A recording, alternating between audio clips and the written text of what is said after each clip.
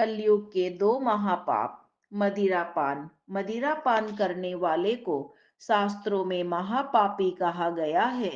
ब्रह्म हत्या सुरापानम स्तेयम गुरुवांगनागमः महांति पातकन्याहुः संसर्गश्चापि तैः सह मनुस्मृति 11 का 54।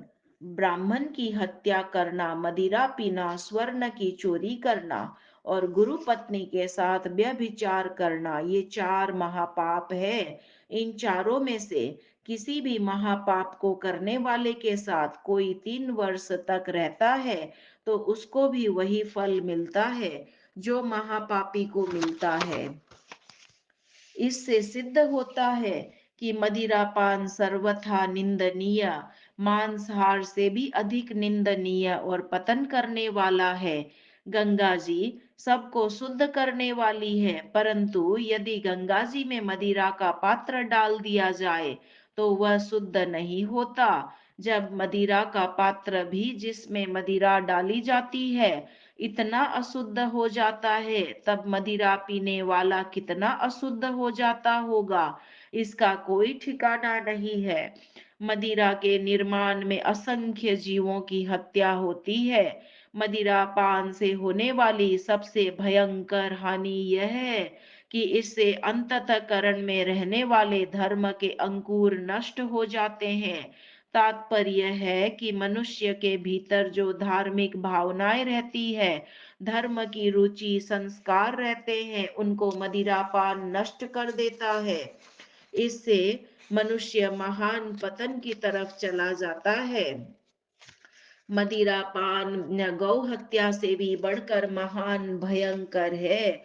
मांस खाने से पाप लगता है, पर मदिरापान भीतर के धार्मिक बीजों को भूंज देता है।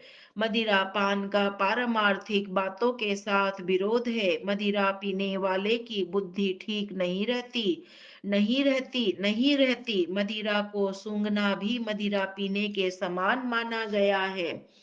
एक संत ने कहा था कि अगर एक तरफ अपने आप में मरी हुई गाय का मांस हो और एक तरफ मदिरा हो तो मांस खा लो, पर मदिरा मत पियो। गर्भपात दूसरा महापाप। गर्भपात को ब्रह्म हत्या रूपी महापाप से भी दुगुना पाप बताया गया है। यत् पापं ब्रह्महत्याया द्विगुणं गर्भपातेन प्रायश्चित्तं न तस्यास्यति तस्यास्त्यागो विधीयते। पारस स्मृति 4 का 20। ब्रह्म हत्या से जो पाप लगता है उससे दुगुना पाप गर्भपात करने से लगता है। इस गर्भपात रूपी महापाप का कोई प्रायश्चित नहीं है, इसमें तो उस स्त्री का त्याग कर देना ही विधान है। गर्भपात के समान दूसरा कोई भयंकर पाप है ही नहीं। संसार का कोई भी श्रेष्ठ धर्म इस महान पाप को समर्थन नहीं देता और न दे ही सकता है, कारण कि यह काम मनुष्यता के विरुद्ध है। क्रूर और हिंसक पशु भी ऐसा काम नहीं करते। गर्भ में स्थित शिशु अपने बचाव के लिए कोई उपाय नहीं कर सकता, प्रतिकार भी नहीं कर सकता, अपनी रक्षा के लिए पुकार भी नहीं सकता, चिल्ला भी नहीं सकता। उसका कोई अपराध कसूर भी नहीं है। ऐसी अवस्था में उस निर्बल, असहाय, निरपराध, निर्दोष मूक शिशु की हत्या कर देना कितना महान पाप है। एक कहावत है कि अपने द्वारा लगाया हुआ विष वृक्ष भी काटा नहीं जाता।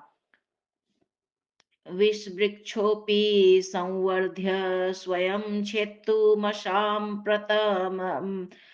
प्रतम। जिस गर्भ को स्त्री पुरुष मिलकर पैदा करते हैं उसकी अपने ही द्वारा हत्या कर देना कितनी कृतघ्नता है।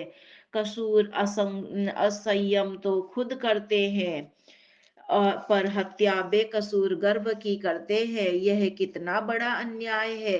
गर्भ में आया जीव जन्म लेकर न जाने कितने अच्छे लौकिक तथा पारमार्थिक कार्य करता, समाज तथा देश की सेवा करता, अनेक लोगों की सहायता करता, संत महात्मा बनकर अनेक लोगों को सन्मार्ग लगाता, अनेक तरह के आविष्कार करता, आदि आदि। परंतु जन्म लेने से पहले ही उसकी हत्या कर देना कितना महान पाप है, अपराध है। जीव मात्र को जीने का अधिकार है, उसको गर्भ में ही नष्ट करके उसके अधिकार को छीनना महान पाप है। जब मनुष्य की हत्या को बहुत बड़ा पाप मानते हैं और अपराधी मनुष्यों को भी फांसी की सजा न देकर आजीवन कारावास की सजा देते हैं, तो फिर यह गर्भपात क्या है? क्या ये निरपराध मनुष्य की हत्या नहीं है? गर्भ में आए जीव को अनेक जन्मों का ज्ञान होता है, इसलिए भागवत में उसको ऋषि ज्ञानी नाम से कहा गया है। अतः गर्भपात करने से एक ऋषि की हत्या होती है, इससे बढ़कर और पाप क्या होगा? लोग गर्भ परीक्षण करवाते हैं और गर्भ में कन्या हो तो गर्भपात करा देते हैं। क्या ये नारी जाति को समान अधिकार देना है? क्या ये नारी जाति का सम्मान करना है? संसारी लोगों की दृष्टि में जो सबसे बड़ा सुख है, जिस सुख के बिना भोगी मनुष्य रह नहीं सकता, जिस सुख का वह त्याग नहीं कर सकता, उस सुख को देने वाले गर्भ की हत्या कर देना कितना बड़ा पाप है। यह पाप की कृतज्ञता की, दुष्टता की, नृशंसता की, क्रूरता की, अमानुषता की, अन्याय की आखिरी हद है। अर्थात इससे बढ़कर अपराध कोई हो ही नहीं सकता।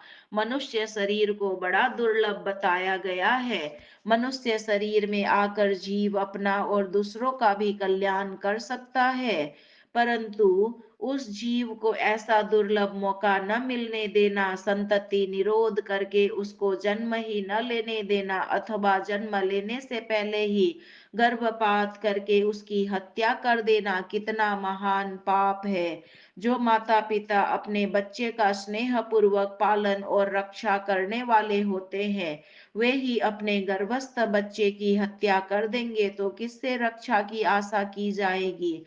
ऐसा महान पाप करने वाले को घोर नरकों तथा नीच योनियों में भयंकर यातना भोगनी पड़ेगी। उनको कभी मनुष्य जन्म मिल जाए तो उसमें उनकी संतान नहीं होगी, संतान के बिना वे रोते रहेंगे।